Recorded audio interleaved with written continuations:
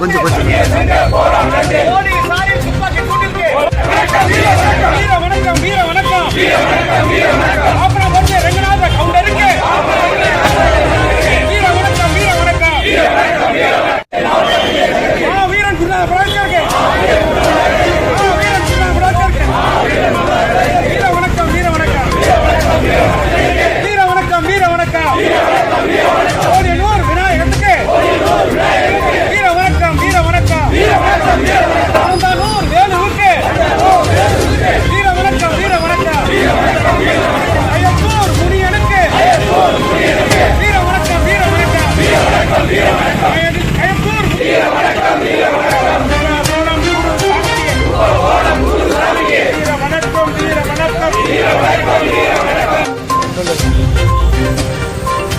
வன்னியர்களுக்கு கல்வியிலும் வேலை வாய்ப்பிலும் மத்தியில் 2%, மாநிலத்தில் 20% தனி இட ஒதுக்கீடு கேட்டு 1987ஆம் ஆண்டு நடைபெற்ற ஒரு வார சாலை மறியல் போராட்டத்தில் போலீசாரின் துப்பாக்கி சூட்டுக்கு இரையான 21 தியாகிகளுக்கு தஞ்சை மாவட்ட பாட்டாளி மக்கள் கட்சி வன்னியர் சங்கத்தின் சார்பில் இன்றைய தினம் அவர்களுக்கு வீர வணக்கம் செலுத்தி மரியாதை செலுத்தப்பட்டது.